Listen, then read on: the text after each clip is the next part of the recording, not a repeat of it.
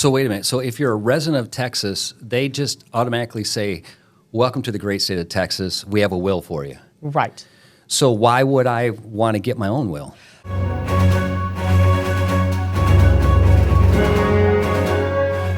All right, so on this podcast, we're going to talk to Kristi Arlitt. We're going to talk about wills. We're talking about real estate. There's a lot of stuff to talk about. So, Kristi, welcome to our illustrious podcast in this beautiful new studio. Gorgeous studio. It's great. I wish I could take credit for it, but I wish you could take it home. It is pretty cool to have. It's beautiful. So let's talk a little bit about wills. Here in Texas, why do people need a will? Well, everyone in Texas has a will. A lot of people don't realize that they have a will because the great state of Texas has a will for everyone. However, you have the option to get your own will that specifically does what you want. And you can have your own will, or you can let the legislators in Austin give you a will.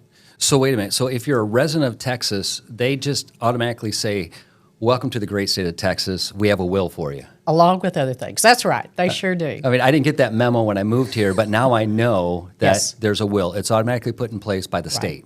Right. So why would I want to get my own will? Well, if you die with a will, you die testate, which means that you have a will and they're your instructions and what you want to have done should be followed and carried out by the courts. If you die without a will, you die intestate. The state of Texas has specific rules about what happens to your property and your assets and your family if you die intestate without a will. So you can let the intestate succession laws control what happens to your estate, and I can assure you almost everyone does not want that. Or you can have your own will, and then you can specifically lay out what you want. You can rule from the grave if you want to. Okay, so now I understand. I was lost for a minute, but now I'm found, right? Yes. So I come here and Texas says we have a will for you, but I really have no voice in it because I haven't expressed what my wishes are. You have no voice in that will. So it's extremely important for anyone that has any type of asset, whether it's a dollar or multi-millions of dollars in a state with Correct. assets, that they have a will. Correct. So how would they go about getting a will? Well, the easiest way to do it is contact an attorney like myself who really specializes in writing wills and handling probate matters, and we sit down and we have a talk. And we have a talk about where you are in life, what you think is your asset, what you think your assets are, what you want to have happen to your assets when you die. And every single person has a different set of facts. Everyone has a different life. Some people are married, some people are not married, some people are divorced, some people are divorced multiple times, some people have no children, some people have a series of children from different other spouses or other parents to the children. All of those things play in. Some people have children who have disabilities, and then that's another whole set of issues. Because do you leave money to take care of them, which then excludes them from being able to have all the government benefits that the government will provide if you have a child who has some issues? And these are just all things we sit down and we talk it through. And the interesting thing, I will tell you this. Yeah, tell me, because I'm like enthralled in this. So often I have couples come into my office. We sit down and we talk. He talks, she talks, he talks, she talks, or he, she, whatever the combination is. And then they leave. We agree on what the wills are going to say. And then they leave. And about an hour later, I get the phone call. Hey, I don't really want it that way. And then we have to kind of dance and figure out what to do. Because everyone's will is their will. Just because you're married, just because you have a partner, just because you may have children together, each person can have their own will, and each will can say something completely different. So I can have a different will than my wife? Absolutely. So would a will be just set up for one person for the most part? It's just for one person, the decedent. Okay. The person who passes away. The decedent is the person who passes away. And the will has absolutely zero effect in life until you die. A lot of people start talking about their will this or this, will that. The will doesn't become effective until you actually die. And then it takes over and it controls all of your assets. It's basically the end of the chapter, and this is the new chapter. The will is the new chapter Right. when you have deceased, when you have passed. So when people come into me and we talk and they think they need a will, and they think that's all they need, I always talk to them. There are all these other documents because they're the statutory durable power of attorney, which controls what happens to your assets while you are still alive. You haven't died yet. There is a different power of attorney that you can have for people to make medical decisions for you while you're still alive, but you're unable to make your medical decisions. We have a number of documents that I do as a packet. I do the will with these other documents, and in many ways, these documents that are effective while you're alive are really the ones that affect you because Right. the will doesn't take effect until you've died. Yeah, and last, I don't know anyone that's come back. So Well, Elvis might, but we maybe, don't know yet. right? We don't Or know yet. Chris Cornell or some of these Or other somebody. famous artists. But yeah, for me, my thought goes to, okay, these are my wishes when I'm gone. But you're totally right. There's these other documents that are vitally important while you're alive. Correct. That I think a lot of people don't think about. My next question is does that all have to be in an estate, or is an estate something totally different than a will, or do they work together? You have different estates. You have the estate while you're living, and then you have an estate when you die. Here's an interesting one. A lot of your assets at death can pass not via the will, but via other documents that you've signed. When you go into the bank and you open up an account, you can open up an account that's called a payable on death, POD, and you can say, when I'm no longer here, the other person on my account can come and get the money, and it's theirs. When you open up a 401k, you fill out a beneficiary form, and that's going to control who's going to get the assets in your 401k. And it's just cut and dry, so someone passes, they can go right into the bank or right to the 401k and withdraw the money. Yes, but they have to get a death certificate. Okay. Yes, but So pretty quickly. It takes a while. They do not issue the death certificates immediately. And we have probate estate. Probate estate is what is going to pass via your will. And to do the probate estate, we have to find the original will. The courts do not like to take Xerox copies. And to get a Xerox copy into the court, you have to prove that the decedent, the person who died, did not destroy the original will. The house burned down. There was a flood. Something happened to the will. So the court then will let you bring in a Xerox copy.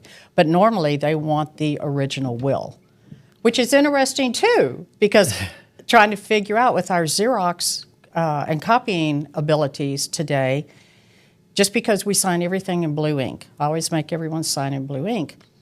A lot of times you can't tell if that's a Xerox copy. And I have literally been in the courtroom where the judges are holding up the sheets of paper of the will, and they've turned them around and they're running their finger on the back of the page to see if there's an impression from the pen when the person was signing it. Wow. And of course, it's interesting because somebody gets their hand on the will and they don't like what it says. What do you think happens to that will? Well, it gets thrown out, or it gets destroyed, or it never gets changed. Found. Okay. It never gets found. Yeah. So we have ways to protect the will. And this is something that a lot of people do not know. A lot of attorneys don't know this. In every courthouse in the state of Texas, they have what is called safekeeping. And you can take the original will in for $5, a one-time charge of $5. They take the will and they fold it up. They put it into a little packet. They seal it's a little white packet about this big, and they seal it. And on the outside of the packet, you write the name of the will, like it's the will of Kristi Arlitt, deposited on X day, and then I could list on that packet who can come get that will. In other words, nobody's going to get their hands on that will unless they are listed on that packet. So I tell people, look, for $5, you don't need to keep a lockbox, you don't need to keep a safe, you don't need to worry about where the will is. Take it to your county courthouse. Put it into safekeeping and let it sit there. And then the court is constantly checking to see who dies. They get reports of who has passed away, and they start checking to see whether or not there's a will there from someone who has passed away. So it's like a safe deposit box. For $5. For one time. $5. Right. And how can you Right. beat that? You can't. And it's at the court, so there's no one's going to say, "Oh, I found this other will." That's the one that's being held at the courthouse. Well, except that there could be a subsequent will. You may write a will. Well, lawyers, we write the will of the week because we Right. can write them all the time. Right. Every time you get mad at somebody, you're, I'm changing that will. Yeah. But you may have a will from 5 years ago or from 10 years ago. The newest will, the most current will, that is found to be a true viable will under the laws of the state of Texas and meets all the requirements of it, will be the controlling will. That's the one that the court will actually use. So here's a hypothetical. Okay. Say I have a will, and it has been for $5. It's held at the courthouse. Mm-hmm. And on my dying breath, I tell my best friend next to me, "You get my car, you get my house, and I'm going to high five you." There's no way to document that. You better get down to that courthouse and get that will. Yeah. Or write a new will. Right. Now, you have the chance to write a new will. You can write a new will, and that will supersede the one that you put at the courthouse. And I have been in the hospitals literally almost at the last moment signing those new wills. So the bottom line to this is have a will. Oh, absolutely. It's It's too easy. Yeah, just have a will. Right. Or Right. basically you're going to let the state control what's going to happen with you and with your stuff. And let's talk about what happens. Let's say you don't have a will or you don't have a good will. Doesn't meet the requirements of law. So you don't have a will that the court can enforce. So what do? We head into what is called an heirship proceeding, and that's H-E-I-R, like your heirs, heirship proceeding. And you want to spend some money, and you want to have a real fight and some real problems, start doing an heirship proceeding. Because what you have to do, you have to find a minimum of 2 disinterested witnesses who can tell you things about the decedent. They have to be able to tell the court how many times they were married, how many times they were divorced, what happened to each of the marriages, maybe their spouses passed away. They have to be able to tell how many children they had and which children and roughly the ages. You know, they don't have to have the exact birthday, but they have to be able to identify the children. They have to tell the court whether or not the decedent adopted a child. They have to testify to the court about whether or not the decedent took in a child into their home. They never really adopted them. They never really called them their child. But it was pretty obvious that there was a relationship there. They have to testify to that. Easy enough if you die at age 35 or 40. Well, let's talk about the people who die at age 80, 85, 90. We have a lot, 90 now. You can't find anybody still alive who can testify to all of that. Right. Everyone's died off. And that is a real serious problem. And heirship proceedings are expensive. It is not unusual for them to cost well over $5,000. Sometimes there can be some conflict, and then the amount of cost is unlimited. And that's if somebody does not have a will. You don't have a will. Right. Right.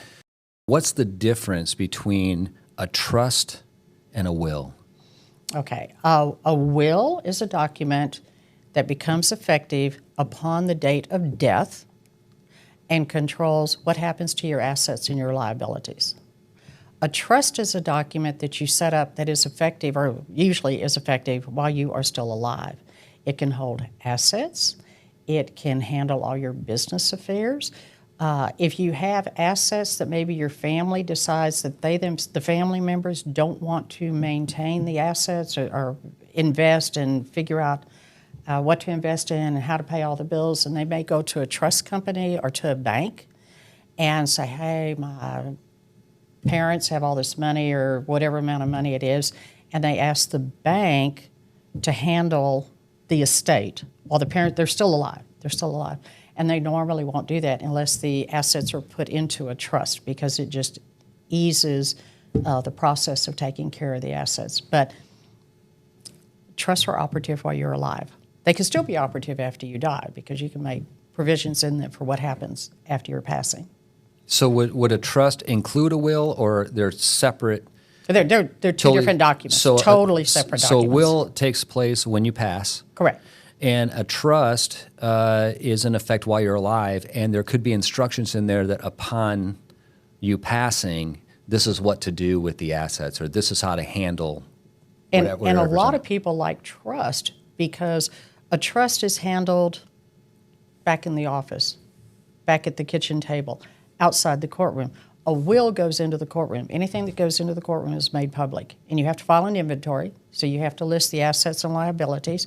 With a trust, if you put everything into a trust, or a goodly amount, you don't have to put everything, but say a goodly amount of your assets, it's all handled behind closed doors with whatever the instructions are in the trust of what's going to happen with those assets at your death. I was trying to think of the movie, but I know there's movies out there where 10, 15, 20 people are in an attorney's office and they open the envelope and they read the will. And they open it and they say, you get nothing and you get $1 million and you've been a bad third cousin and you get the manure from the farm or whatever.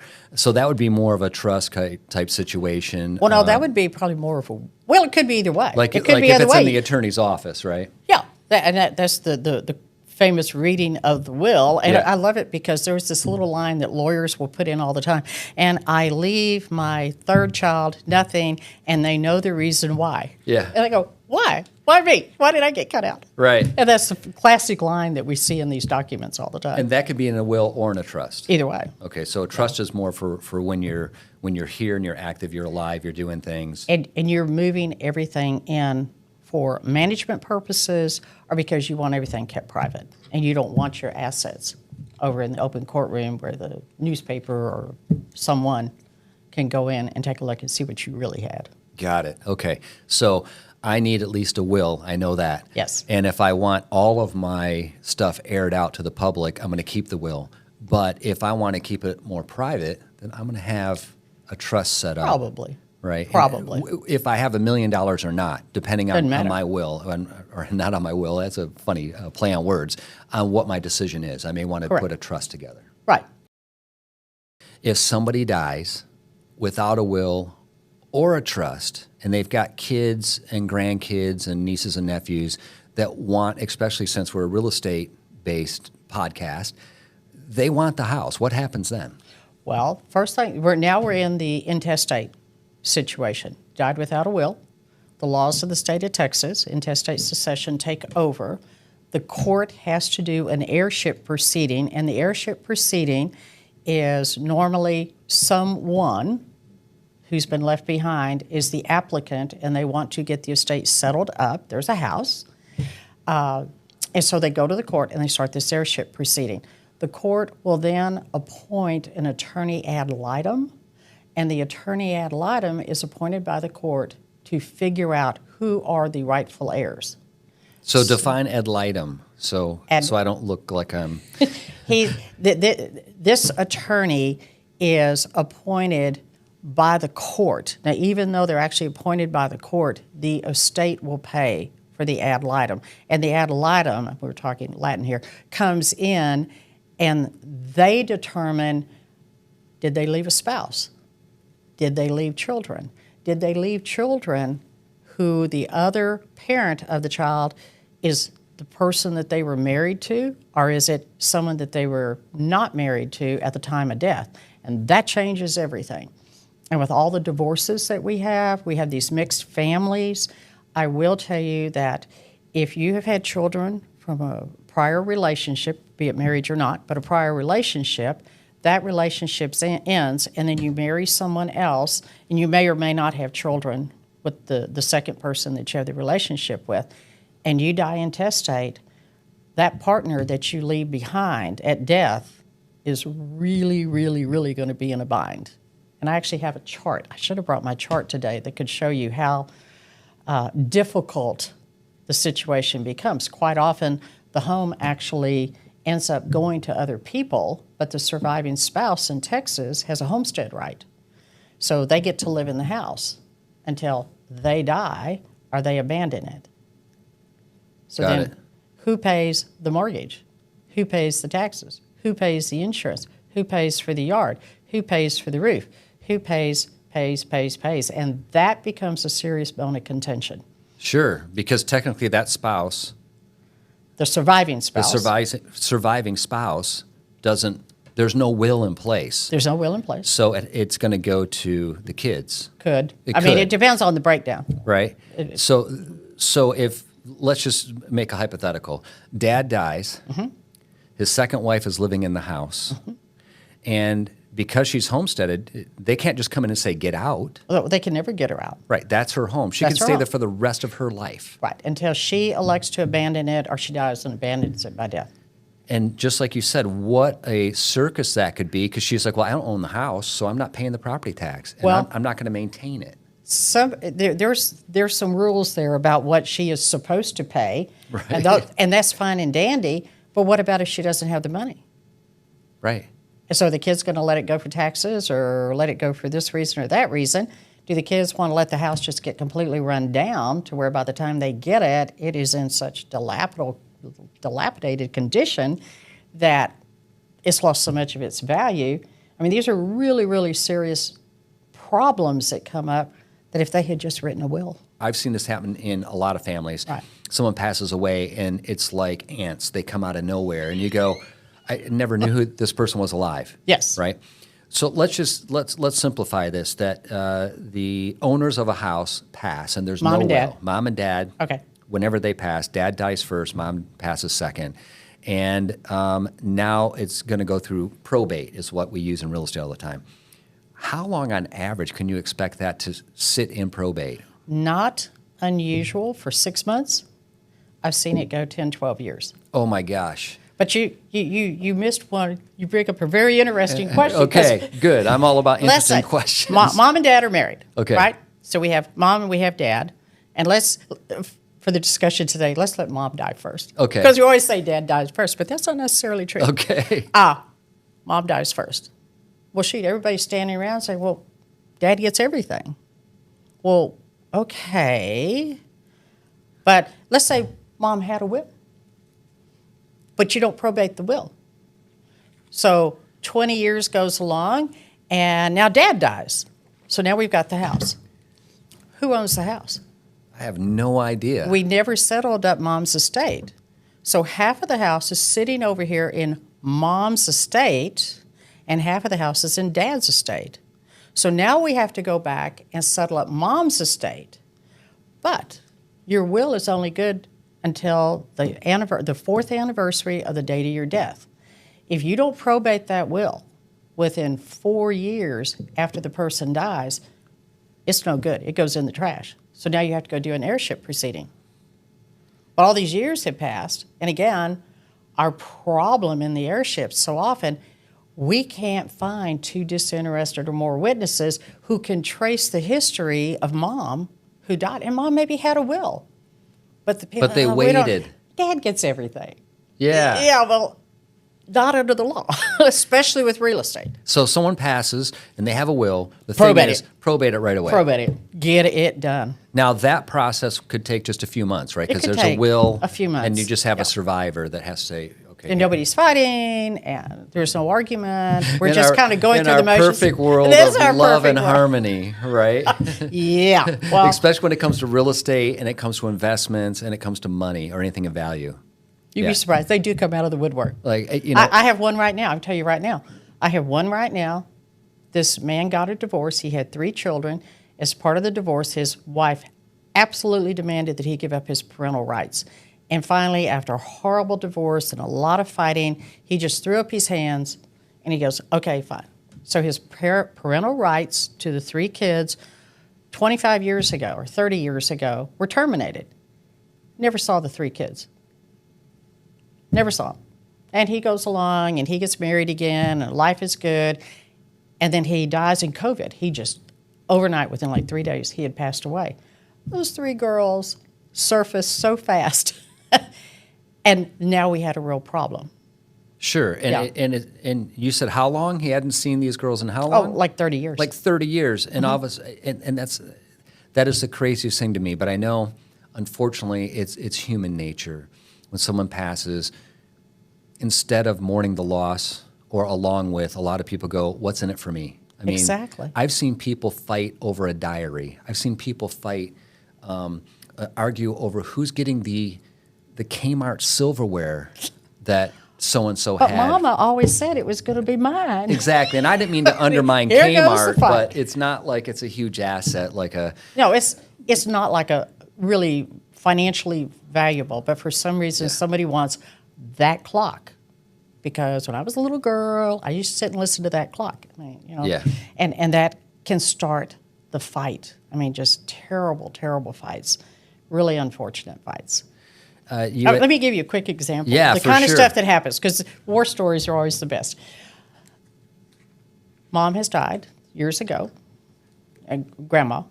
Grandpa dies, and he dies kind of subtly, problem with the surgery. So no one was really expecting him. Actually, he was getting ready to get married again. Grandpa, who was like 80 years old. Anyway, he passes away. And it's really a shock because, I mean, he was in really good health, but he had this complication. So he dies. So they plan the funeral, and they're at the funeral home and waiting and waiting and waiting. And the daughter doesn't show up. And they're just like, where is she? They're calling, can't find her on the telephone. Finally, she arrives, and she's all teary-eyed because, Daddy had died, and da-da-da-da-da. So finally, 30 minutes or an hour late, they finally have the funeral. So the funeral ends, and it's decided everybody's going to go back to Grandpa's house and kind of talk things over, except that when they walk in, the house is totally empty. It's like it's There gutted. is not one item in that house.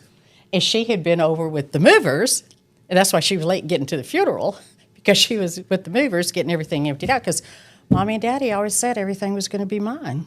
Oh, so it's not like she had a flat tire and she was late to the funeral. No. She had been at the house with movers. Those were probably tears of joy. My gosh. But that kind of stuff happens all the time.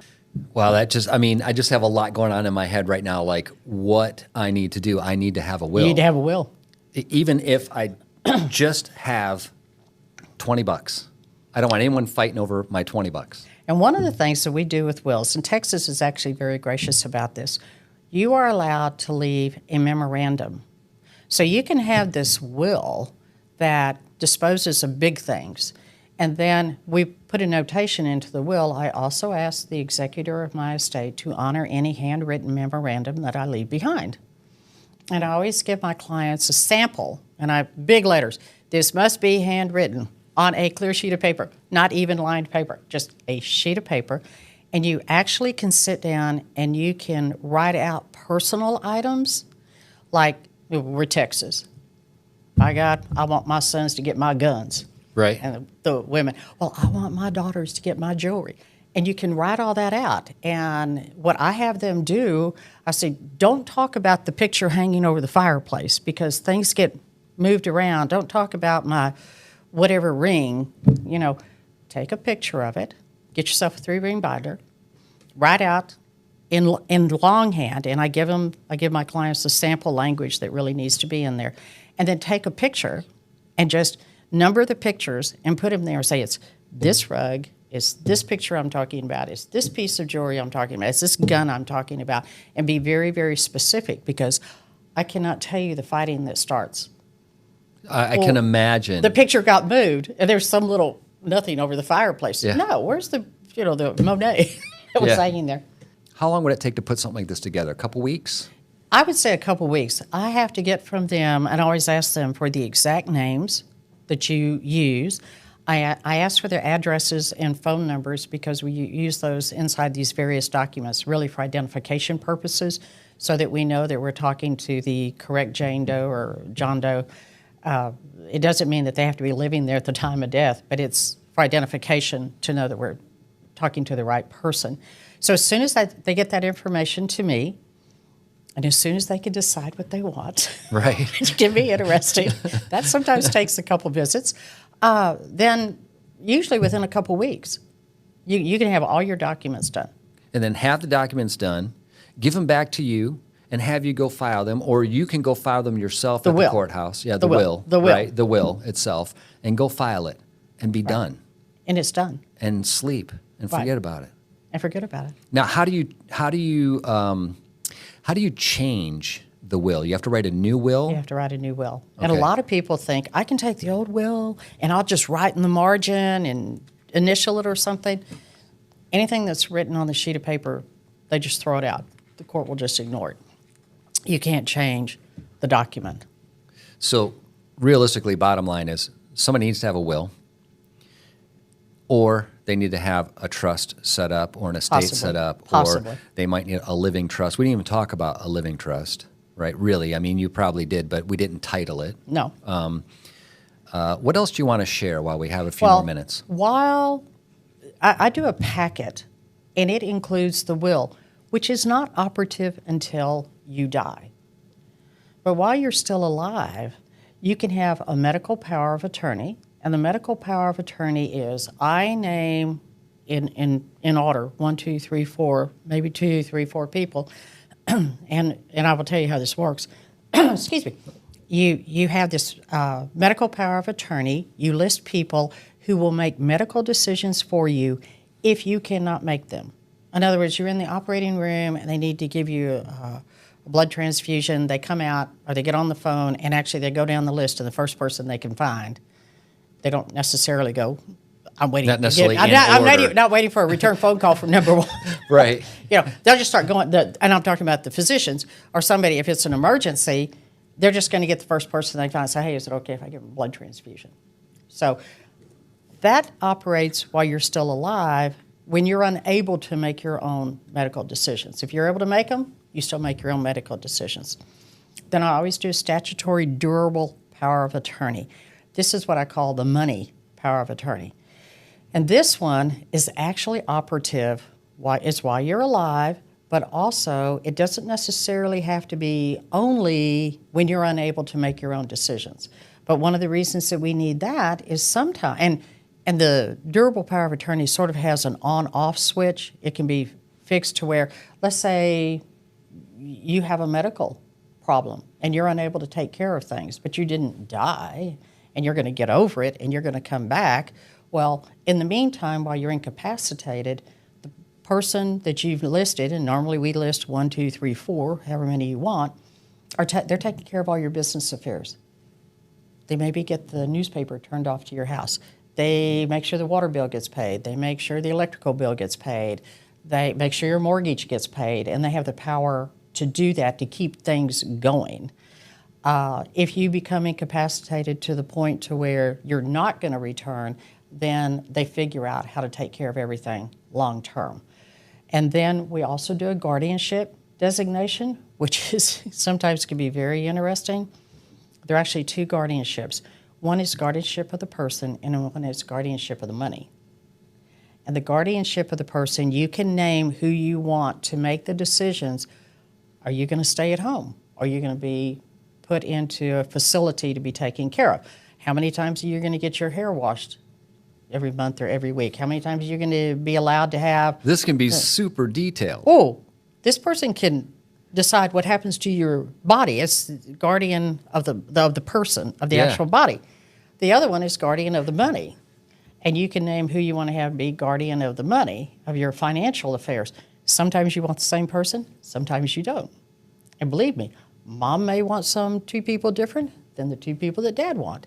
And if you're coming from a mixed marriage, the one may want their children from their first marriage to be taking care of everything, or the other spouse may want their children to be taking care of everything. That's what I was saying. Once they decide what it's going to be, I can get those documents drafted pretty quickly. But a lot of times they go home and they have some pretty deep discussions about, listen, why do I want your son or daughter from your first marriage to be handling me and my affairs? Right. I mean, and this can get a little testy on occasion. Yeah. I can give them a do not resuscitate. It's an offering whether or not they want to be resuscitated.